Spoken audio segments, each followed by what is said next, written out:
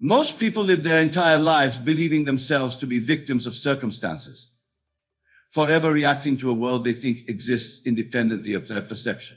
They say, I am sad because this happened, or I am angry because someone did this to me. But I tell you now, with absolute certainty, that nothing happens to you. It happens through you, and because of the state of consciousness you occupy. The Bible, which is the greatest psychological book ever written, tells us in Proverbs 23:7, as a man thinketh in his heart, so is he. This is not some poetic expression, but a literal description of the law that governs human experience. You are not what you think you are, but what you think you are. Your consciousness is a substance from which your world is fashioned. Now consider carefully what I am about to tell you. If consciousness is the only reality, and all things exist because you are conscious of them, then nothing can affect you unless you first accept it in consciousness. This is the true meaning of acting as if nothing affects you. You recognize that you are the operant power, not the world outside of you. When you truly understand this principle, you will no longer be moved by appearances. You will no longer react to conditions, but instead, you will create conditions through the deliberate occupation of states in consciousness. This is true spiritual maturity. Let me share a simple experiment that will demonstrate this truth. The next time you find yourself in a situation that would normally upset you, pause and remember this principle. Instead of reacting, remind yourself, this has no power to affect me unless I give it power through my consciousness. Then consciously choose the state you wish to occupy, perhaps state of peace or confidence or even joy. At first, this may seem like pretense, like you are merely pretending that the circumstance doesn't bother you. But I assure you, my dear friend, this is not pretense. It is the deliberate exercise of the creative power that is your divine inheritance. For when you choose a state of consciousness that is independent of external conditions, you are not denying reality. You are creating reality. Remember, the world is not causing your experience. Your state of consciousness is causing your experience of the world. When you truly grasp this, you will understand the incredible freedom that comes with acting as if nothing affects you. You become the master of circumstances rather than their slave. Consider for a moment how different your life would be if nothing could disturb your peace of mind unless you allowed it to. Imagine moving through life with an unshakable inner stability, knowing that you are the creator of your experience, not its victim. This is your birthright, and it is available to you now through the proper use of your imagination. For imagination is the very gateway to the states of consciousness from which your life is projected. As William Blake so beautifully expressed, man is all imagination. When you use your imagination to occupy the state of being unaffected by external conditions, you are not engaging in fantasy. You are exercising the divine creative power that is the core of your being. Now, let me explain how this principle works in practical terms. We know that the outer world is a reflection of inner states. Therefore, to change any condition in your life, you must first change the corresponding state within yourself. But here is where most people make a crucial error. They try to change the inner state while still granting reality and power to the outer condition. They say, I will try to be peaceful despite this terrible situation. Or I will attempt to stay positive even though everything is going wrong. But do you see the contradiction here? In the very acknowledgement that the situation is terrible or that things are going wrong, they are affirming the power of circumstances to affect them. The secret is to withdraw all power from external conditions and to place that power where it truly belongs in your consciousness. This is what it means to act as if nothing affects you. You are not denying the existence of conditions. You are denying their power to determine your state of being. Let me tell you a story from my own experience that illustrates this principle. Many years ago, I found myself in what appeared to be dire financial circumstances. Bills were mounting, opportunities seemed scarce, and all the evidence of my senses told me that I was headed for disaster. The world would say I had every reason to be anxious, fearful, and reactive. But instead of accepting that state, I chose to occupy an entirely different state in consciousness. I began to act as if I were already financially secure. I did not do this through outer actions like spending money I didn't have. Rather, I did it by occupying the state of financial security in my imagination. Each night before sleep, I would construct a scene that implied my financial problems were solved. I would hear friends congratulating me on my good fortune. I would feel the relief and confidence that comes with abundance. Most importantly, I felt the natural feeling of being unaffected by financial concerns. I persisted in this state, refusing to be moved by appearances that contradicted it. And within a short time, events began to rearrange themselves to conform to this new state of consciousness. Opportunities appeared that I could not have planned or predicted. Money came from unexpected sources. The entire situation transformed not because I fought against external conditions, but because I changed the state from which I was operating. This is the pattern of all genuine transformation. You do not overcome conditions, you transcend them by occupying a state that is unaffected by them. And from that state, conditions themselves are transformed to reflect your new consciousness. Now, some of you might be thinking, but surely there are circumstances so severe that no one could remain unaffected by them. To this, I would say that you are still granting power to conditions rather than to consciousness. Remember what Paul told us in Romans 12:2. Be not conformed to this world, but be ye transformed by the renewing of your mind. The renewing of your mind is not about positive thinking or affirmations. It is about the radical recognition that consciousness precedes and determines experience. When you truly know this not as an intellectual concept, but as a living reality, you cannot be affected by anything except that which you accept in consciousness. Consider the great spiritual teachers throughout history. Did they not demonstrate this very principle? They moved through the most challenging circumstances with an inner peace and power that seemed miraculous to those around them. But they were not performing miracles. They were simply applying the law that governs all experience. They knew themselves to be consciousness, not the effects of consciousness. My dear friends, this principle of acting as if nothing affects you is not about developing a thick skin or becoming emotionally numb. Quite the contrary, it is about experiencing the full richness of life from a position of creative power rather than reactive vulnerability. When you no longer feel threatened or controlled by circumstances, you are free to respond to life with wisdom, compassion, and authentic self-expression. Your actions come from choice rather than compulsion. Your emotions become instruments of experience rather than reactions to experience. Now, let us explore how to apply this principle in your daily life. The practice begins with vigilance, becoming aware of those moments when you are granting power to something outside yourself. Whenever you find yourself saying or thinking that something makes you feel a certain way, pause and correct yourself. Nothing can make you feel anything. Your feeling is a state of consciousness that you have accepted, either deliberately or by default. When you catch yourself reacting to a person or situation, remind yourself, this has no power to affect me. I am consciousness, choosing the state I will occupy. Then deliberately choose the state that serves your highest expression. If someone speaks harshly to you, instead of automatically entering a state of hurt or anger, choose to occupy a state of compassion or understanding, not as a response to their behavior, but as your free expression of who you choose to be. If you are facing financial challenges, instead of occupying a state of lack and anxiety, choose to occupy a state of abundance and security, not as a denial of appearances, but as a recognition that appearances have no power except that which you give them through your consciousness. This practice requires persistence and discipline, for we have been conditioned since birth to believe that we are affected by things outside ourselves.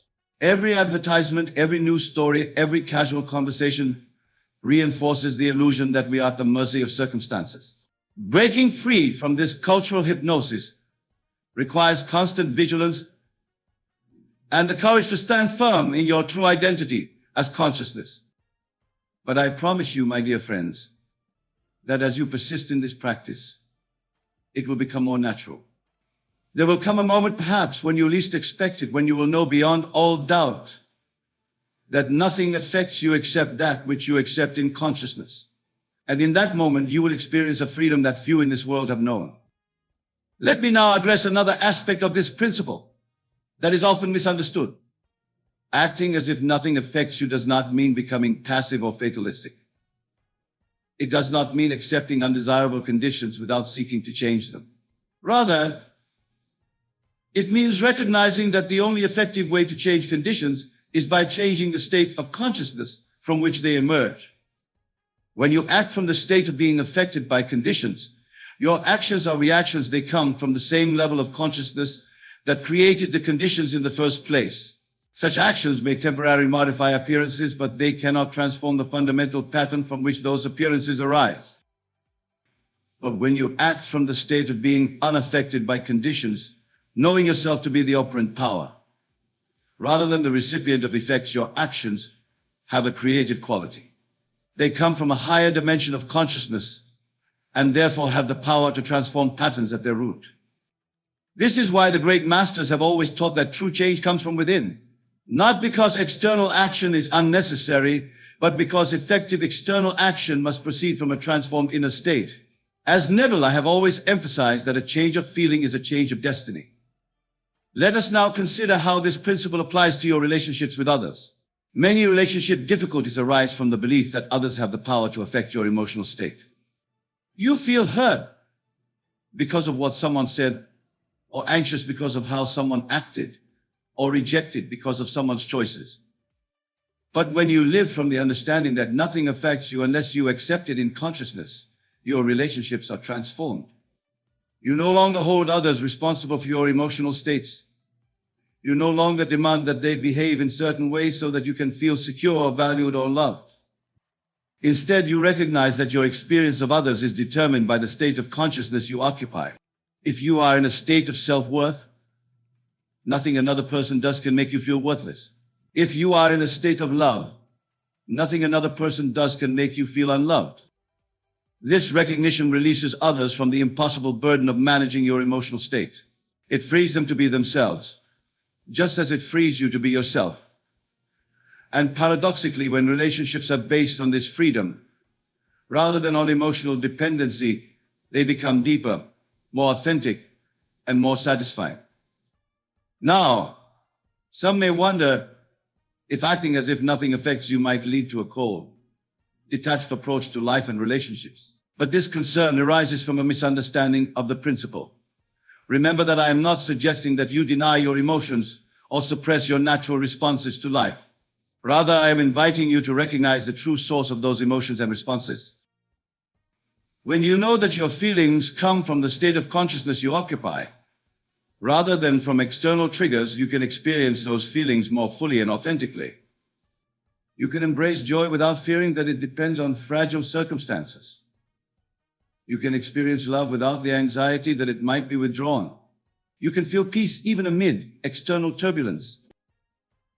In this way, acting as if nothing affects you leads not to emotional detachment, but to emotional freedom, the freedom to experience the full spectrum of human feeling without being enslaved by it. This is what the mystics have called being in the world, but not of the world. You participate fully in life's experiences, while knowing yourself to be the conscious creator of those experiences. Let us now explore another dimension of this principle, its application to the challenges and apparent tragedies of human experience. For it is in the face of life's greatest difficulties that the truth of this teaching is most profoundly tested and demonstrated. When you face serious illness or the loss of a loved one, or any of the myriad sufferings that seem inherent to human existence, the idea that nothing affects you may initially seem not just challenging but impossible or even offensive. How can one remain unaffected by such profound experiences? But here again, we must understand what it truly means to be unaffected. It does not mean that you do not experience the full depth of human emotion, the grief, the fear, the anger that naturally arise. It does not mean that you deny the reality of physical pain or emotional anguish. Rather, it means that even in the midst of these experiences, you remember your true identity as consciousness. You recognize that while the human personality is indeed affected by these events, Your the self, your I am remains untouched, like the depths of the ocean that depth still while storms rage on the surface. From this recognition comes a quality of presence that transforms how you experience life's challenges. Instead of being overwhelmed by circumstances identified completely with your reactions to them, you maintain an inner center of gravity, a witnessing presence that experiences everything but is itself unchanged by anything. This is not a philosophical abstraction, but a practical reality that can be lived. I have seen individuals facing the most dire circumstances, terminal illness, imprisonment, the loss of everything the world values, who nonetheless radiate a quality of peace and even joy that seems miraculous to those around them. They have not escaped suffering, but they have transcended it by knowing themselves to be more than their experiences. This transcendence is available to each of you, not as some distant spiritual attainment, but as your birthright, the natural expression of your true identity. When you act as if nothing affects you, you are not adopting a psychological technique. You are claiming the truth of who you are. Now let us address a question that naturally arises when contemplating this principle. If I am to act as if nothing affects me, does this mean I should ignore problems or avoid taking practical action to improve conditions? This is a crucial distinction to understand. Acting as if nothing affects you does not mean ignoring the practical demands of life or refusing to address situations that require attention. It does not mean that if you are ill, you don't seek medical treatment, or if you have financial difficulties, you don't take steps to increase your income or manage your resources. The key lies in the consciousness from which these practical actions proceed. If you act from a consciousness of being victimized by circumstances, taking action out of fear, desperation, or a sense of being at the mercy of conditions, your actions will at best bring temporary relief. They cannot transform the pattern that created the conditions. But if you act from a consciousness of creative power, taking action from a state of inner security, confidence, and the knowledge that you are the equant power in your life, those same actions are imbued with a transformative quality. They address not just the symptoms, but the root cause of conditions. This is why two people can take identical outer actions with entirely different results. One person applies for a job from a state of anxiety and need, seeing the job as a rescue from their dire circumstances. Another applies for the same job from a state of confidence and value, seeing the job as an opportunity to express their gifts. Though the actions are identical, the consciousness behind them is vastly different. And so are the results they produce. When you truly understand that nothing affects you unless you accept it in consciousness, you take action not as a reaction to conditions, but as an expression of the state you have chosen to occupy. This shift from reactive to creative action is subtle but profound in its consequences. My dear friends, as we deepen our exploration of this principle, I want to address what is perhaps the most challenging aspect of living as if nothing affects you, the persistence of the illusion that you are at the mercy of circumstances. For no matter how clearly you understand this teaching intellectually, your senses will continue to bombard you with evidence that seems to contradict it. You will still experience pain when you touch a hot surface. You will still feel hunger when you haven't eaten. You will still react emotionally to the words and actions of those around you. These automatic responses of the human organism will not cease simply because you have grasped the spiritual principle. This is where faith enters, not blind belief in a dogma, but the willingness to trust a deeper truth, even when appearances contradict it. The Bible defines faith as the substance of things hoped for, the evidence of things not seen. Faith is the capacity to occupy a state in consciousness, even when your senses provide no evidence to support it. When you act as if nothing affects you, you are exercising this faith. You are choosing to identify with your essential self, pure consciousness, rather than with the body and personality that are indeed affected by circumstances. This choice is made not once, but moment by moment, in the face of an endless stream of sensory evidence suggesting that you are, in fact, at the mercy of the world around you. This is the real meaning of spiritual practice, not rituals or techniques, but the constant remembrance of who you truly are, even when everything around you seems to deny it. It is the practice of returning again and again to the truth of your being when the appearances of life pull you toward identification with that which is not you. In this practice, you will sometimes fail. There will be moments when you forget your true identity and become completely identified with your reactions to circumstances. This is not a failure of the principle, but a natural part of the human journey. Each time you catch yourself in such a moment, it is an opportunity to choose again, to remember the truth and to return to it. Over time, as you persist in this practice, something remarkable begins to happen. The intervals between forgetting and remembering grow shorter. The state of knowing yourself as consciousness becomes more stable. You begin to live more consistently from the recognition that nothing affects the essential you. And as this recognition deepens, a profound transformation occurs. The very circumstances that once seemed to control you begin to reflect the freedom you have claimed in consciousness. Relationships that were once characterized by conflict and dependency become expansive and nourishing. Work that was once a burden becomes an expression of your gifts. Challenges that once overwhelmed you become opportunities for growth and creativity. This transformation is not magical but lawful. It occurs because the outer world must reflect the state of consciousness you consistently occupy. When that state is one of knowing yourself to be unaffected by circumstances, to be the creator, rather than the creation, your entire life reorganizes itself to express this truth. My dear wonderful friends, as we draw near to the conclusion of our discussion, I want to leave you with a practical approach to implementing this principle in your daily life. For while the truth that nothing affects you is eternal and unchanging, the application of this truth is progressive and practical. Begin by identifying one area of your life where you feel particularly vulnerable to external conditions. Perhaps it is a relationship where you are easily hurt by another's words or actions. Perhaps it is your work where criticism or setbacks quickly deflate your confidence. Perhaps it is your financial situation where unexpected expenses or income fluctuations trigger anxiety. Once you have identified this area, commit to a period, even just one day, of acting as if nothing in this area can affect your inner state. This does not mean ignoring practical issues or suppressing your natural responses. It means consciously choosing the state you will occupy regardless of external conditions. If it is a relationship, you might choose to occupy a state of self-worth and inner security, regardless of what the other person says or does.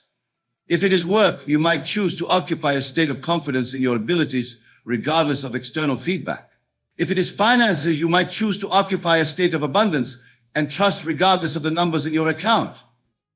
Throughout the day, be vigilant for those moments when you begin to react to conditions. Each time you catch yourself slipping into reactivity, gently bring yourself back to the state you have chosen. Remind yourself, this appears to be affecting me, but in truth, nothing can affect me unless I accept it in consciousness. I choose to know myself as consciousness, creating rather than reacting. As you practice this in one area of your life, you will begin to see subtle shifts, not only in your inner experience, but in the external conditions themselves. These shifts may be small at first, but they are the beginning of a fundamental transformation. As you gain confidence in the principle, expand your practice to include other areas of your life. Remember that you are not trying to control the world or force it to conform to your desires. You are simply aligning yourself with the law that governs all experience. Consciousness is cause, and what we call the world is effect. When you know yourself as consciousness, as I am, you naturally cease to be affected by effects. This is the ultimate freedom, the promise at the heart of all genuine spiritual teaching. It is not freedom from circumstances, but freedom from bondage to circumstances. It is the recognition that no matter what happens in the world of effects, your essential self remains untouched, like the sun that continues to shine no matter how thick the clouds that temporarily obscure it. My dear friends, I have shared with you tonight a principle that, when fully embraced, will transform your experience of life. I have explained that nothing affects you unless you accept it in consciousness, and that by acting from this understanding, you move from being a victim of circumstances to being the conscious creator of your experience. I have discussed the practical application of this principle in daily life, in relationships, and in the face of life's greatest challenges. I have emphasized that this is not a denial of human experience, but a transcendence of identification with that experience. And I have offered a simple practice to begin implementing this principle in your own life. Now, as I prepare to conclude, I want to remind you that the truth I have shared is not my truth or Neville's truth. It is the eternal truth of your own being. I have not given you anything you did not already possess. I have simply pointed to what has always been yours, but which you may have forgotten in the dream of separation and limitation.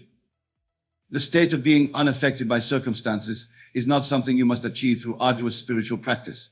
It is what you are when you remember your true identity. It is your birthright as consciousness in human form.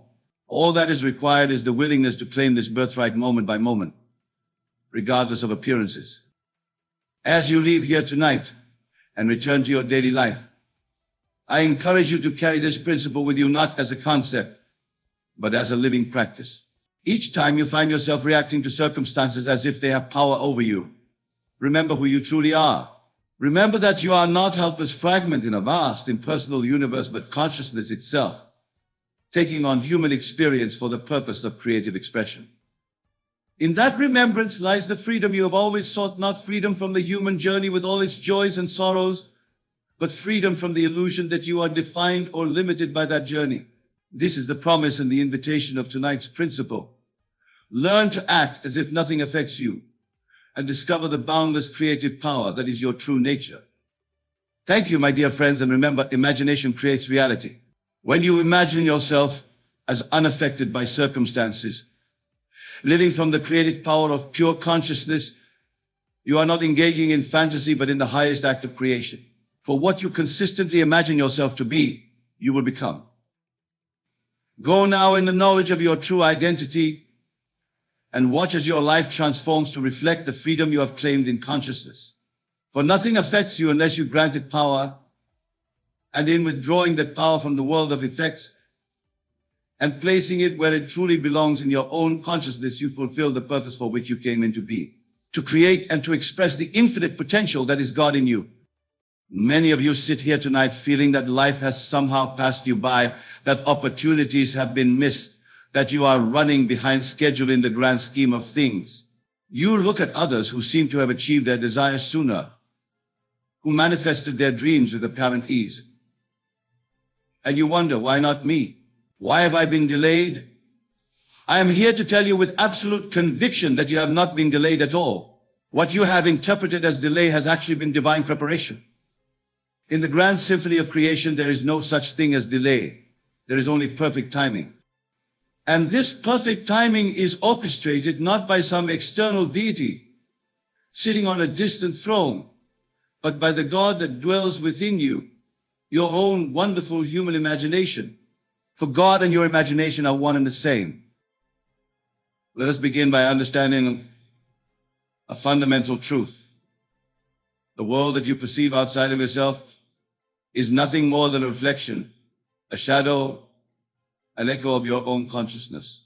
It is not causative, it is an effect. The only creative power in this universe is consciousness, is imagination. All that you behold, said William Blake, though it appears without, it is within, in your imagination, of which this world of mortality is but a shadow. So when you look at your life and see what appears to be delay, what you are truly seeing is the outpicturing of your own consciousness in its process of preparation. God, your own wonderful human imagination, has been preparing you for this very moment, this precise juncture in time when you are ready to receive and express your desires in their fullest form. Consider the story of Joseph in the Bible, a story not of literal history, but of psychological truth. Joseph was given dreams of greatness, visions of his brothers bowing before him.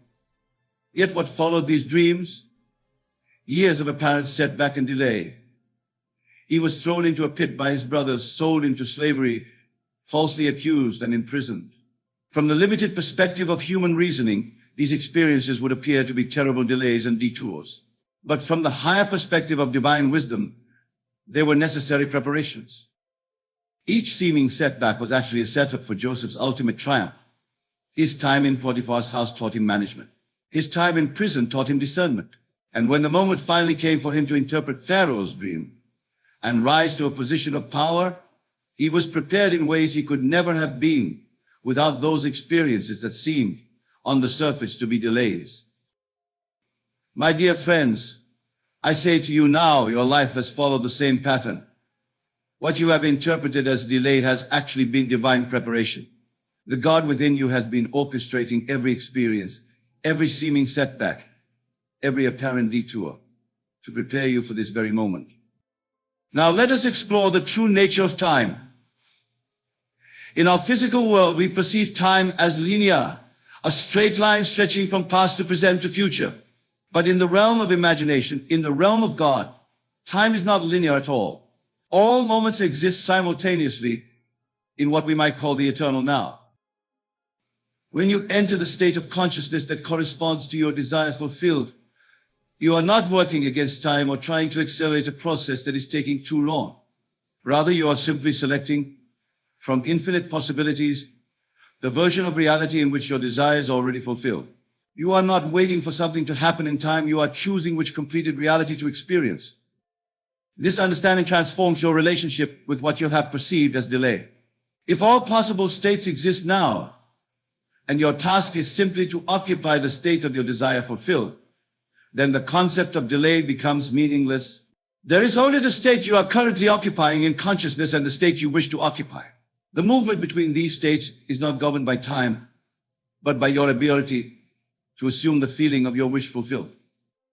I want to share with you a principle that has transformed countless lives, including my own. It is the principle of revision. Revision is the art of reinterpreting your past from the vantage point of your present understanding. And tonight, I invite you to revise your entire understanding of what you have called delay in your life. Take all those experiences that seem to hold you back, that appeared to be obstacles in your path, that you interpreted as signs that you were somehow running behind schedule in life, and revise them. See them now, not as delays, but as essential preparations.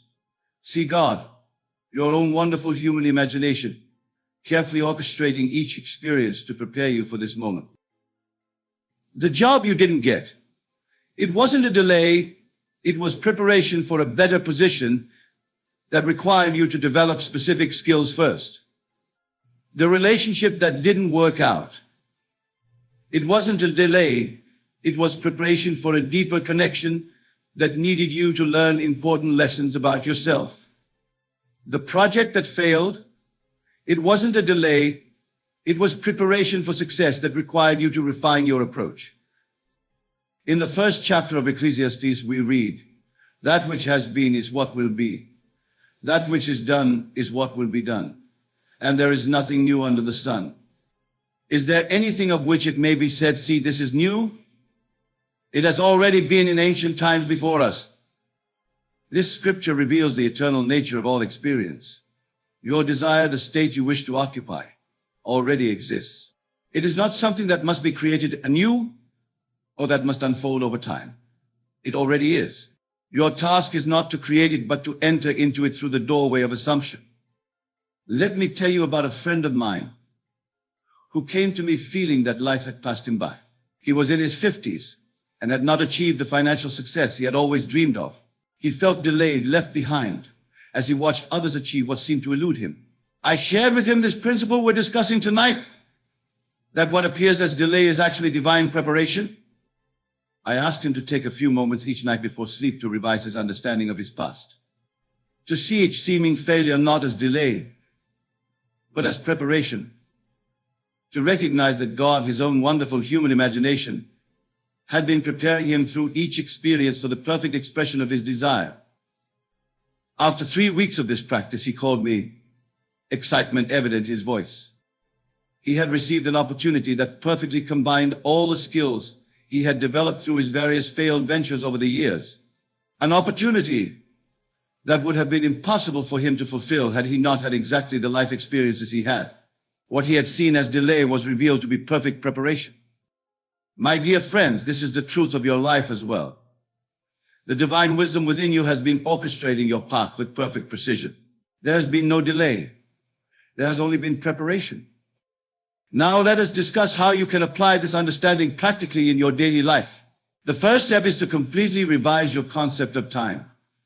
Release the idea that you are working against the clock, that opportunities have passed you by, that you must hurry to catch up with some imagined schedule. Instead, recognize that the only time that matters is the eternal now of imagination. In this eternal now, your task is simply to assume the feeling of your wish fulfilled, to live from the state of consciousness that corresponds to your desire already achieved, to be in imagination what you wish to be in what you call reality. The second step is to practice what I call mental dieting. Just as you would carefully monitor what foods you put into your physical body, if you are preparing for peak physical performance, so too must you monitor what thoughts you allow into your mental body as you prepare for peak manifestation. From this moment forward, refuse to entertain any thought that contradicts the truth we have discussed tonight. When the suggestion arises that you have been delayed, recognize it as a false interpretation and mentally revise it. Replace it with the truth. I have not been delayed. God has been preparing me for this moment. This mental diet is crucial because what you feed grows and what you starve disappears. Feed the concept of divine preparation and it will grow in your consciousness. Starve the concept of delay and it will fade away. The third step is to practice what I call living from the end. This means that you must mentally and emotionally occupy the state of your desire fulfilled now in your imagination. Feel the reality of it. Experience the joy, the gratitude, the satisfaction of having already achieved or received what you desire. When you live from the end in this way, you are not trying to manipulate external events to conform to your wishes. Rather, you are shifting your consciousness to the state that corresponds to those wishes already fulfilled. And since the external world is simply a reflection of your consciousness, it must, by spiritual law, reconfigure itself to match the state you are occupying. Let me illustrate this with a simple example. Imagine that you desire promotion at work. The conventional approach would be to work harder, to impress your superiors, to strategize and plan how to achieve this promotion over time. And in that approach, there would always be the possibility of delay, of things not happening as quickly as you wish. But the approach I am suggesting is entirely different. Instead of focusing on the process of getting from where you are to where you want to be, you simply occupy in consciousness the state of already having received the promotion. You feel the satisfaction of it. You mentally hear colleagues congratulating you. You imagine the increased responsibility and compensation as if they are already yours. When you do this, you are not working against time or trying to accelerate a process. You are simply selecting from infinite possibilities the version of reality in which your promotion has already occurred. And as you consistently occupy this state in consciousness, the outer world must reshape itself to match your inner assumption. This approach transcends the entire concept of delay. There is no delay in selecting which state of consciousness to occupy. It is an instantaneous choice. The only factor that determines how quickly your outer world reflects its choice is the consistency and intensity with which you occupy the chosen state. Now, some of you may be thinking, but Neville, I've been trying to manifest my desires for years. If there's no such thing as delay, why haven't they appeared in my physical reality? This is a fair question, and it brings us to a deeper understanding of the manifestation process. The key lies in the word trying. When you are trying to manifest something, you are operating from a state of not having it. You are affirming through your very effort that what you desire is absent and must be attained. This state of consciousness, the state of absence and effort, is what manifests in your reality, not the thing you are trying to attain. True manifestation occurs not through effort, but through assumption. You must not try to make your desire happen. You must assume that it already has happened. This subtle but crucial difference is what separates those who manifest their desires quickly from those who experience what appears to. Let us examine this principle through the lens of Scripture. In Mark 11:24, Jesus, who I understand not as a historical figure, but as a symbol of the divine imagination within each of us, says, "Therefore I tell you, whatever you ask for in prayer, believe that you have received it, and it will be yours." Note the tense of the verbs here. It does not say believe that you will receive it. It says believe that you have received it. This is the key to transcending the illusion of delay. You must believe in the present perfect tense that what you desire has already been given to you. And from that state of consciousness, the outer manifestation must follow. My dear friends, in this eternal moment, God, your own wonderful human imagination, is calling you to a higher understanding. An understanding that transcends the limited perspective that interprets life's journey in terms of delay and disappointment. You have not been delayed. Every moment of your life has been precisely orchestrated to prepare you for this moment. The moment you are ready to fully embrace and express your desires in their perfect form. The moment when your consciousness has matured to the point where it can hold and sustain the state that corresponds to your wish fulfilled. I want to share with you now a technique that will help you integrate this understanding at a deep level. It is a technique I call the retrospective method. Each night before you sleep, I want you to mentally review your day, but from a special vantage point. I want you to imagine that you are looking back on this day from the perspective of having already achieved your desire. For example, if your desire is for financial abundance, you would look back on today as if you were already financially abundant. You might think how wonderful that on that day, even though I had not yet seen the full manifestation of my wealth, God was preparing me. That book one read, that person I met, that idea that came to me, all of it was divine preparation for the abundance I now enjoy. This retrospective view accomplishes two powerful things. First, it reframes your present experiences as meaningful preparation rather than frustrating delay.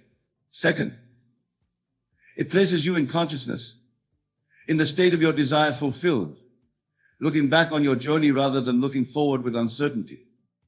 Practice this technique consistently, and you will find that your entire relationship with time and manifestation begins to transform.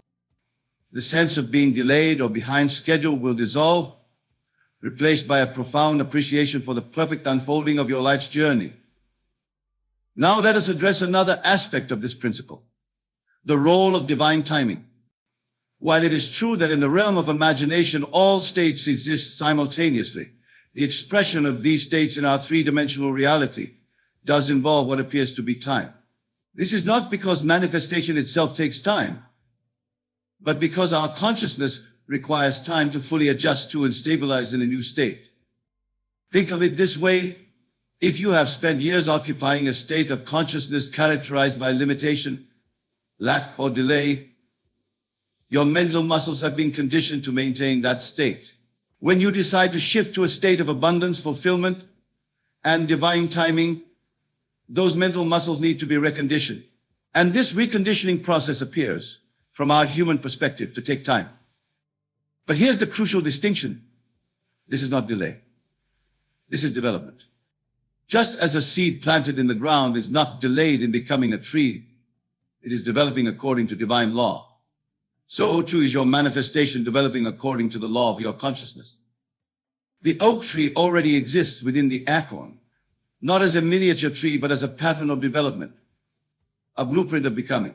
Similarly, the fulfillment of your desire already exists within your consciousness, not as a miniature version of what will one day be, but as a pattern of development that is unfolding with perfect precision. When you understand this, you can release all anxiety, all frustration, all sense of being delayed. You can rest in the absolute assurance that what appears as time passing is actually the perfect unfoldment of your manifestation according to divine law.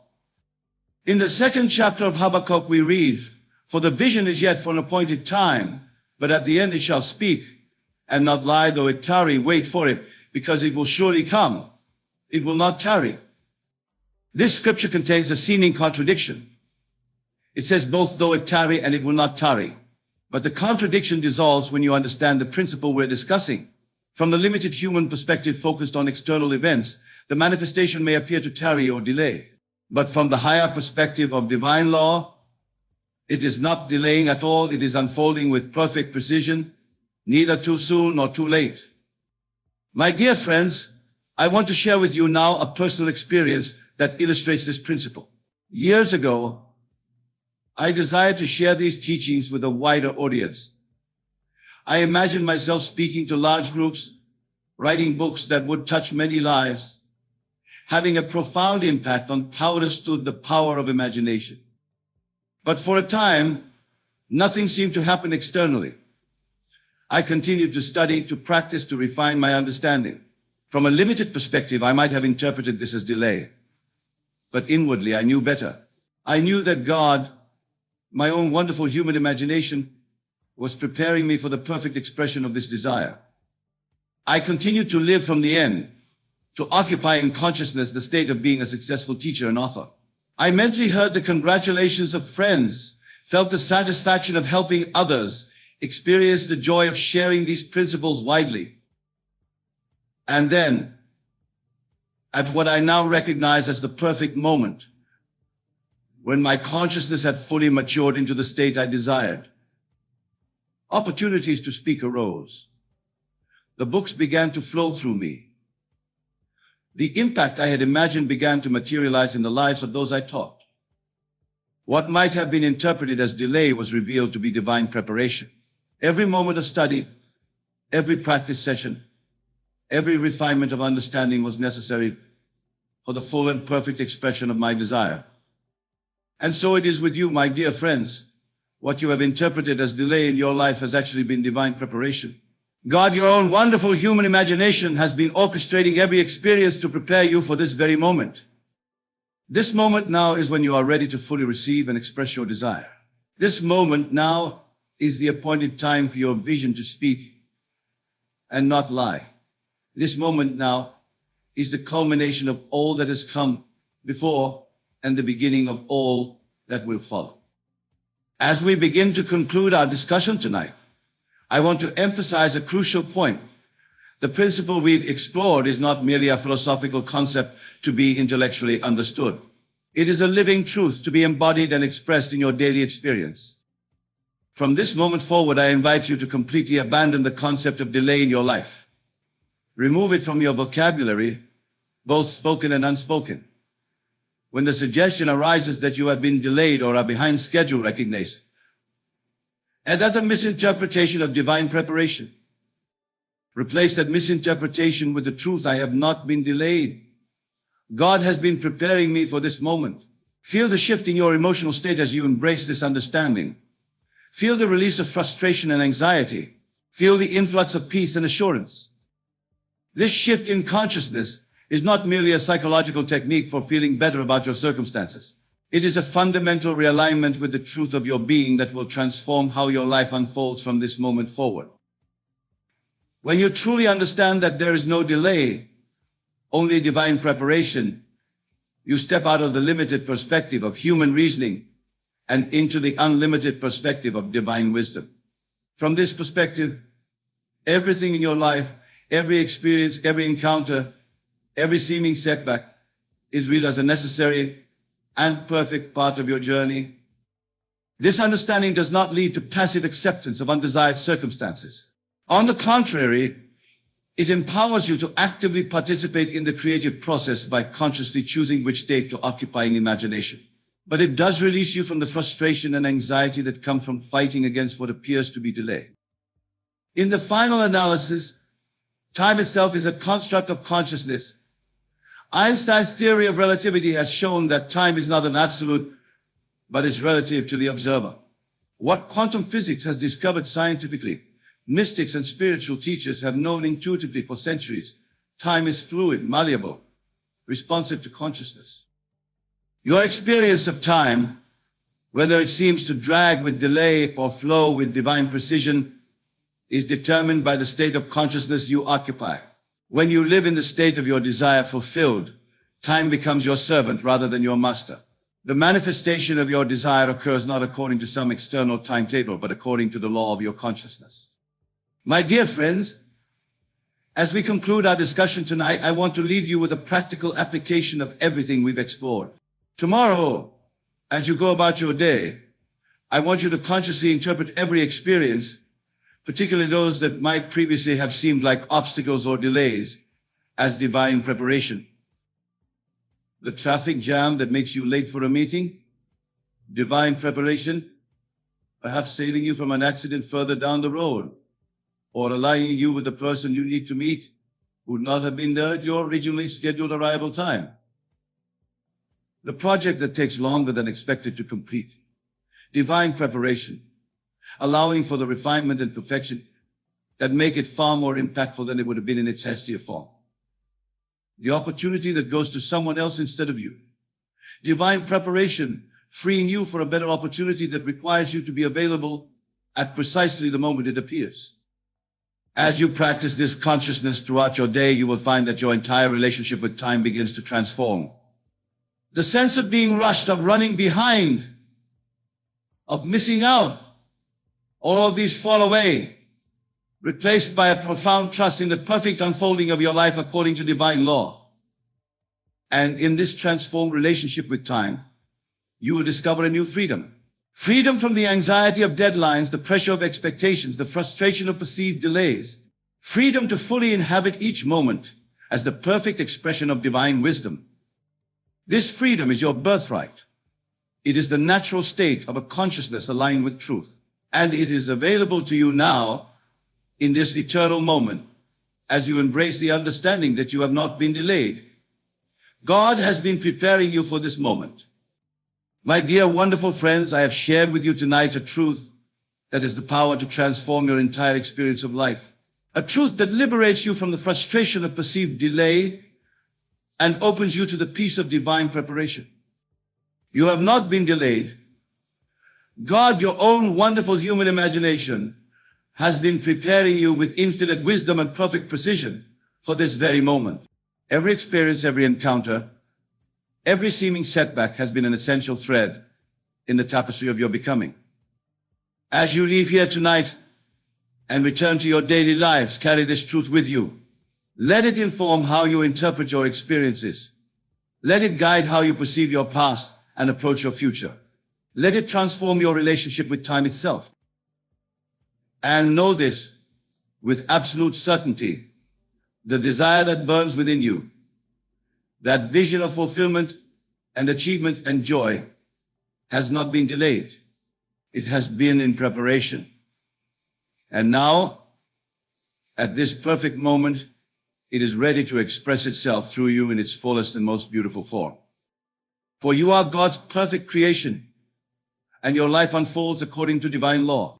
There is no delay in God's universe, only perfect timing, perfect wisdom, perfect love. Go now in peace, embracing the truth that you have not been delayed. God has been preparing you for this moment, and in this moment all things are possible. Thank you, and good night. The greatest secret, the most profound truth about how God introduces you to your soulmate is this. God does not introduce you to your soulmate at all for God ISU. And you are already creating this divine union in your imagination, whether you realize it or not. The true nature of God and your imagination. Let me begin by clarifying what I mean when I speak of God. I am not referring to some external deity sitting on a throne in the distant heavens, manipulating the circumstances of your life according to some mysterious plan. No. When I speak of God, I am referring to the divine presence that dwells within you, your own wonderful human imagination. Your imagination is God in action. In the beginning was the Word, and the Word was with God, and the Word was God. The Word here is not some abstract concept, but the internal conversation you carry on with yourself day after day. It is this inner conversation, this use of your divine imagination, that is creating every circumstance in your life, including the arrival of your soulmate. You see, most people have it entirely backward. They believe that God, some external force, will somehow orchestrate the perfect meeting with their ideal partner when the time is right. They wait and they pray and they hope, looking outward for signs, when all along the creative power lies within them. They are waiting for a God outside themselves to perform an act that only the God within them, their own wonderful human imagination, can perform. The LA and the promise. There are two aspects to this divine operation, what I call the law and the promise. The law is this: imagining creates reality. Whatever you assume to be true, whatever you feel to be real while in a state akin to sleep, That is, while your attention is focused exclusively on your inner world, must objectify itself in your outer world. This is not some metaphysical speculation, but a principle as reliable as gravity. It cannot fail. The promise is that you will awaken to the realization that you are God, the sole creator of your life experience. When it comes to your soulmate, both the law and the promise are at work. Through the law, you can manifest the specific relationship your heart desires. Through the promise, you will eventually realize that this outer relationship is but a reflection of an inner union that has already taken place. The creative power of imagination. Now let us explore how this creative power, your imagination, actually works to bring your soulmate into your life. Most people think that what they observe in their world is the cause of what they feel. They believe that when they finally meet the right one, then they will feel loved, complete, fulfilled. But this is completely backward. Feeling is the secret. Feeling is not the result of having found your soulmate. Feeling is the cause that brings your soulmate to you. Let me repeat that.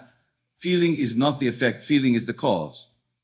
You must first generate within yourself the feeling that would naturally follow having already met and united with your soulmate.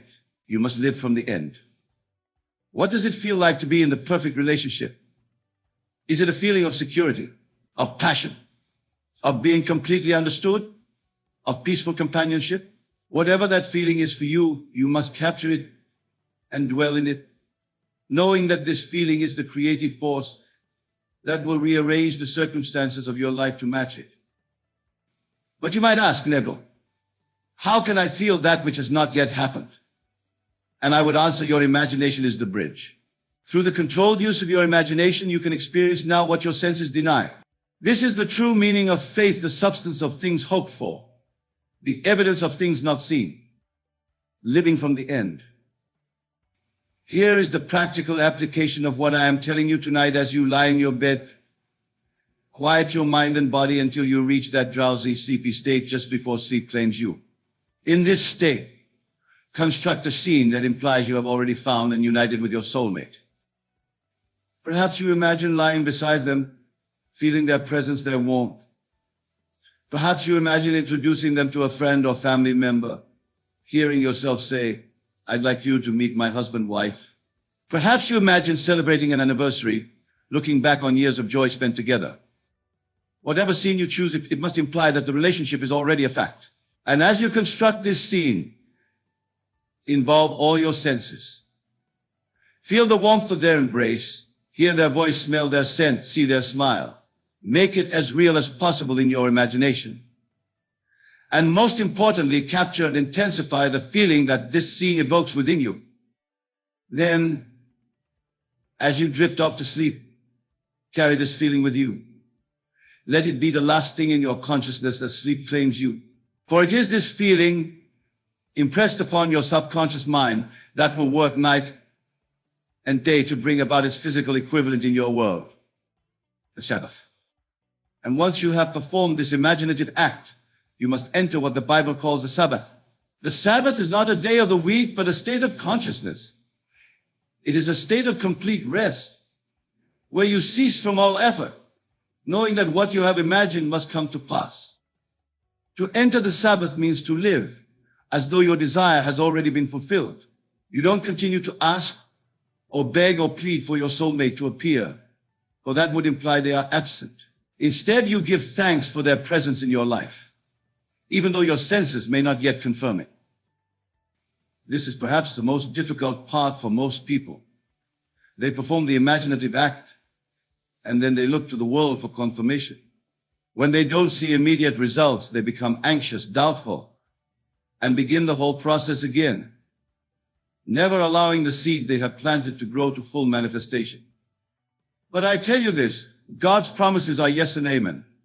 What you have conceived in your imagination with feeling must objectify itself in your world. It is law, but you must give it time to unfold according to its own pattern, its own rhythm. You must remain faithful to your imaginative act, persisting in the assumption that what you have imagined is already done.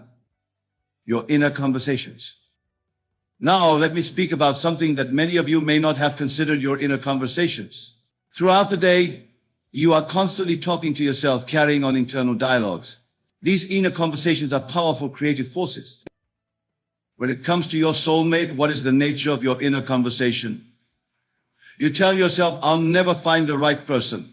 You rehearse past disappointments and project them into your future. Do you constantly question why you are still alone? If so, you are using your creative power, the God, within you to perpetuate the very state you wish to escape. Instead, revise your inner conversation to align with your desire. Speak to yourself as though your soulmate is already part of your life. Let your inner voice say, I am so grateful for the love we share, or how wonderful it is to be so perfectly matched. Make these new thought patterns a habit, and you will be amazed at how quickly your external reality begins to shift. Remember, your consciousness is the only reality. The world you experience is simply consciousness objectified. Change your consciousness through your controlled imagination and revised inner conversations, and you change your world. The bridge of incidents. Now, when you have properly impressed your subconscious mind with the feeling of your wish fulfilled, a bridge of incidents will form to lead you to the physical realization of your desire. This bridge of incidents is a series of apparently causally connected events that lead to the manifestation of your desire. You need not be concerned with how this bridge will form. That is not your responsibility. Your responsibility is only to remain faithful to the feeling of the wish fulfilled. The infinite intelligence within you, which is God, knows how to bring about the perfect circumstances to unite you with your soulmate. It may not happen in the way you expect. In fact, it rarely does. You may meet this person in the most unlikely place, under the most unusual circumstances. What appears to be a chance encounter will be revealed in retrospect as part of an intricate and perfect plan that was set in motion the moment you impressed your subconscious mind with the feeling of your wish fulfilled. This is how God, your own wonderful human imagination, introduces you to your soulmate. Not through external manipulation of events, but through the internal manipulation of consciousness, which then objectifies itself as the perfect series of events leading to your divine union. Recognizing your soulmate. Many wonder how they will recognize their soulmate when they appear. They fear they might miss the divine appointment or mistake someone else for their true match. But I tell you this, when you have properly used your imagination to impress the feeling of the wish fulfilled upon your subconscious mind, recognition will be automatic and mutual. For what you are really doing through this process is not so much attracting a specific person as you are attracting a specific state of consciousness. As you dwell in the feeling of having already found your perfect match, you are vibrating at the frequency of that fulfilled relationship. And only someone who is vibrating at that same frequency can come into your experience as a permanent fixture. This is why false relationships so often fail. When we try to make someone fit our idea of the perfect partner without having first established within ourselves the consciousness of the perfect relationship, we are working against the law, not with it. Your soulmate is not so much a specific individual as they are the perfect embodiment of the state of consciousness you have established within yourself. Change your consciousness, and you change who can appear in your world as a match. The naturalness of the process. I want to emphasize the naturalness of this process. When you have successfully impressed your subconscious mind with the feeling of your wish fulfilled, the manifestation of your soulmate will unfold in the most natural way imaginable. There will be no strain, no struggle. It will not feel like a miracle, though in retrospect, you may marvel at the perfect orchestration of events that brought you together. This is because the outer world is a mirror reflecting back to you your own consciousness. When your consciousness is filled with the feeling of having already found your soulmate, the mirror must reflect that back to you in the form of an actual relationship. It cannot do otherwise, for that is the law. So do not look for signs or omens or synchronicities. Do not try to force meetings or manipulate circumstances. Simply dwell in the consciousness of the wish fulfilled and let the law do its perfect work. The signs and synchronicities will come of their own accord as confirmation, not as causes of the manifestation that is already underway. The importance of self-love. Now, there is an aspect of this process that is often overlooked but is absolutely crucial: self-love. For the state of consciousness that manifests your soulmate must include a deep and abiding love for yourself. Without this foundation, no lasting union is possible. Many seek a soulmate to fill a void within themselves, to complete what they perceive as lacking. But I tell you, from the state of lack, you can only create more lack. It is only from the state of wholeness that you can create a whole and fulfilling relationship. So before you enter into the imagination session I described earlier, first establish within yourself a feeling of self-completeness. Recognize that the God within you, your own wonderful human imagination, is the source of all love, all fulfillment. You are not seeking someone to complete you. You are seeking someone with whom to share your completeness. This shift in consciousness is subtle but profound. It changes the entire vibration of your being and attracts a completely different quality of relationship than the one sought from a place of lack or need. Revision of the past. For some of you, past relationships have left scars that make it difficult to imagine and feel the reality of a fulfilling soulmate connection. If this is the case, you must use the principle of revision to heal these wounds. Revision is the art of mentally rewriting past events to align with your desires.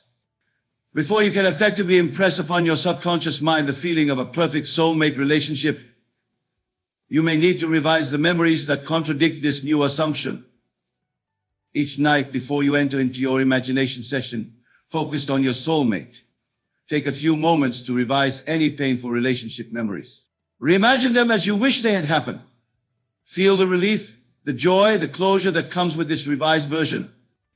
Do this consistently, and you will find that the emotional charge of these memories begins to fade, making room for your new assumptions about love and partnership to take root. The divine timing. Many of you may be wondering about timing. When will my soulmate appear? Is a question I hear often. But I must tell you that time is a concept that exists only in the world of effects, not in the world of causes. In the realm of imagination, which is the causal realm, there is no time. There is only the state of consciousness that you occupy. The appearance of your soulmate in your physical reality is subject to what the Bible calls the fullness of time. This means that the manifestation will occur when all the necessary components have aligned, when your consciousness is stable in the assumption of the wish fulfilled, when the bridge of incidents has been properly constructed, and when both you and your soulmate are vibrating at frequencies that allow for the divine union. This is not to say that manifestation must take a long time. I have witnessed cases where soulmates have appeared within days of a successful imaginative act. I have also seen cases where the manifestation took months or even years. The variable is not God's willingness to grant your desire for God. Your own wonderful human imagination has already granted it the moment you assume the feeling of the wish fulfilled. The variable is your ability to maintain that assumption consistently, without contradiction, until it hardens into fact. Testing the LRO. Well, I encourage you to test this law for yourself. Do not take my word for it. The Bible says, taste and see that the Lord is good. Experience for yourself the creative power of your own imagination. Tonight, as you lie in bed, construct the scene that implies you have already found and united with your soulmate. Feel the reality of it. Fall asleep in that feeling. Do this for 30 consecutive nights, without wavering, without looking for results, simply as an experiment in consciousness. At the end of those 30 days, you will have planted a seed in the fertile soil of your subconscious mind that must, by law, grow into the manifestation of your desire. And as you go through your days, revise your inner conversations to align with this new assumption. Speak to yourself as though your soulmate is already part of your life.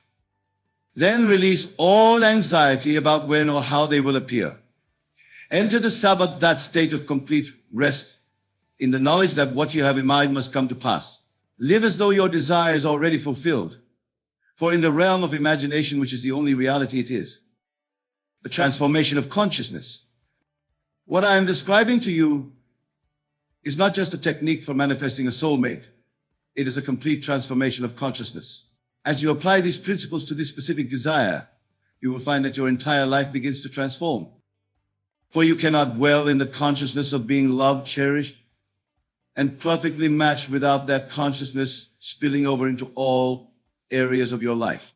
Your relationships with family and friends will improve. Your work will become more fulfilling.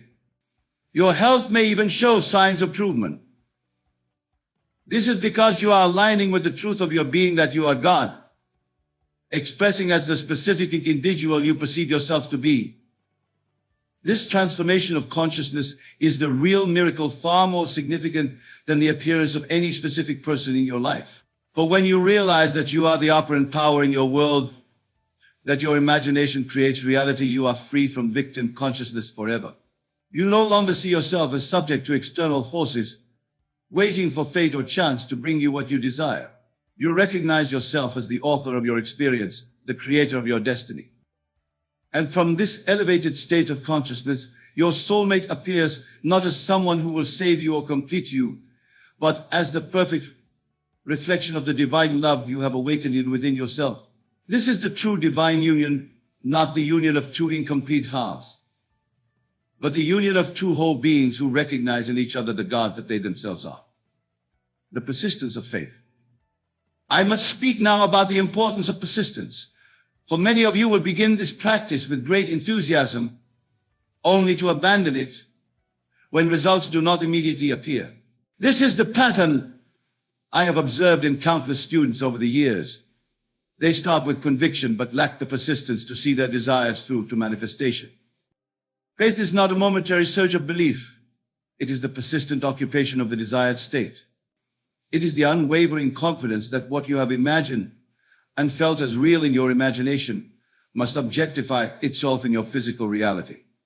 This kind of faith is rare, but it is the key to successful manifestation.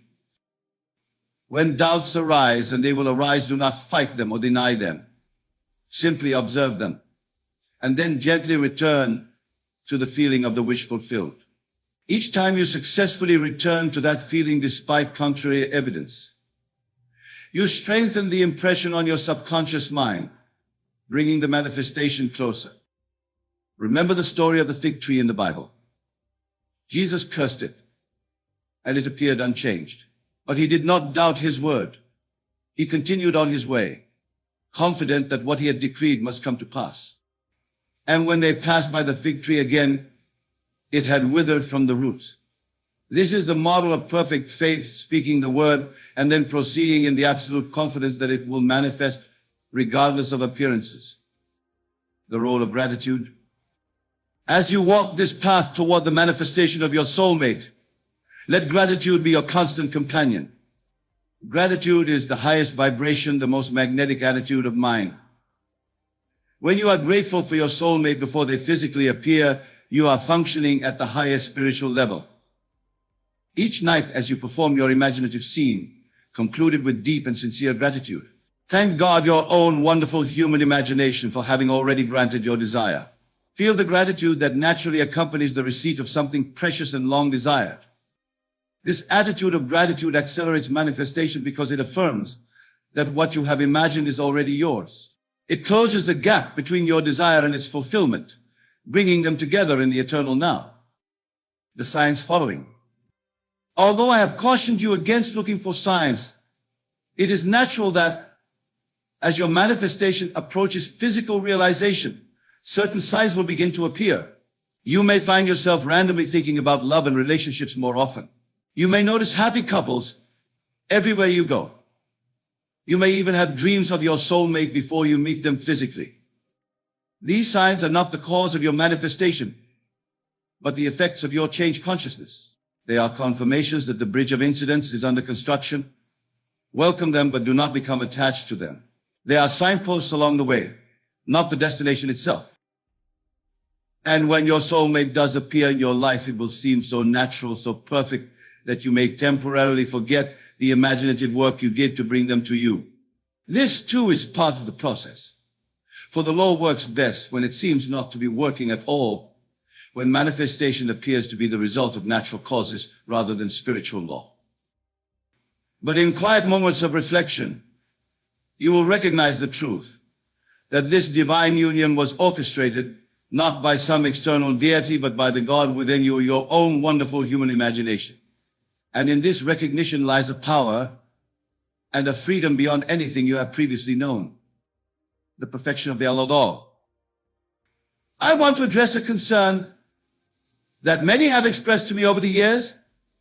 They worry that if they use their imagination to manifest a specific type of person as their soulmate, they might somehow interfere with free will or divine order.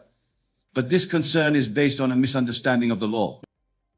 The law of assumption does not override anyone's free will. It simply draws to you the people and circumstances that align with your state of consciousness. Your soulmate is drawn to you by the same law that draws you to them. Their appearance in your life is as much their manifestation as it is yours. This is the perfect operation of divine law. You are not forcing anyone to be with you against their will. You are simply aligning yourself with the state of consciousness in which your soulmate is already present. And from that state, the law works to bring together those who are vibrating at compatible frequencies. So release all concerns about interfering with the natural order. There is no order more natural than that established by your own divine imagination. Trust in the perfection of the law and allow it to work its wonders in your life. The evolution of the relationship. Now, once your soulmate has appeared in your life, the work of imagination does not cease. For relationships are dynamic, evolving entities. The same law that brings you together will keep you in harmony and deepen your connection as you continue to use your imagination constructively. If challenges arise, as they do in even the most divinely orchestrated unions, return to your imagination. Construct scenes that imply the resolution of these challenges. Feel the relief, the renewed harmony and understanding. Fall asleep in this feeling and watch as your relationship transforms to match your imagined state. This ongoing use of imagination is the secret to a relationship that continues to grow and thrive through the years. For the law never ceases to operate. What you continue to imagine and feel as real will continue to objectify itself in your experience. The ultimate revelation. And now I come to the ultimate revelation about how God introduces you to your soulmate. The greatest secret is this: your soulmate is not outside you, but within you. The relationship you seek in the external world is but a reflection of a union that must first be consummated within your own being. In the deepest spiritual sense, your soulmate is your own divine nature seeking expression through relationship. The love you seek is your own love, reflected back to you through another. The companionship you desire is communion with the God within you, made tangible in the form of another person. When you fully realize this truth, you understand that the purpose of the soulmate relationship is not merely personal happiness, but spiritual awakening. Through the mirror of relationship, you come to know yourself as God, the creator of your reality. This is the ultimate purpose of all manifestation, all desire. So as you lie in bed tonight, constructing your scene that implies you have already found and united with your soulmate, know that you are doing far more than manifesting a relationship. You are participating in the greatest spiritual adventure possible, the discovery of your true divine nature through the perfect deflection of love. Conclusion: the promise fulfilled. I have shared with you tonight the law by which God, your own wonderful human imagination, introduces you to your soulmate. I have given you the practical steps to apply this law in your life. But beyond the law lies the promise that you will awaken to the realization that you are God, expressing as the specific individual you perceive yourself to be. This awakening is the true purpose of all desire, all manifestation. Your desire for a soulmate is not merely a human longing for companionship. It is the divine within you seeking to know itself through relationship. As you use your imagination to manifest your soulmate, you are participating in this greater spiritual purpose. And when you look into the eyes of your beloved and recognize there the God that you yourself are, the circle is complete. The promise is fulfilled. You have not only found your soulmate, you have found yourself. You have experienced the truth of the ancient teaching, I am my beloved's, and my beloved is mine. This is the ultimate revelation about how God introduces you to your soulmate. God does not introduce you to someone outside yourself. God, your own wonderful human imagination, reveals to you the love that you are through the perfect mirror of relationship. Tonight, as you retire to your bed, remember that you are engaging in the most divine activity possible, the activity of creation. Through your imagination, you are bringing into being not just a relationship, but a new state of consciousness, a new understanding of who and what you truly are. Feel the reality of soulmate's presence. Fall asleep in that feeling and know with absolute certainty that what you have felt as real in imagination must objectify itself in your world, for that is the law, and the law must fulfill itself. The God in you, your own wonderful human imagination, is introducing you to your soulmate right now. As you sit in this room, absorbing these words, the introduction is taking place not in the physical world, but in the world of imagination, which is the only reality. The physical manifestation must follow, for that is the nature of creation. Trust in the law, rest in the promise, and watch and wonder as the miracle of divine union unfolds in your life, revealing to you not only the perfect partner, but the perfect self, the God that you truly are.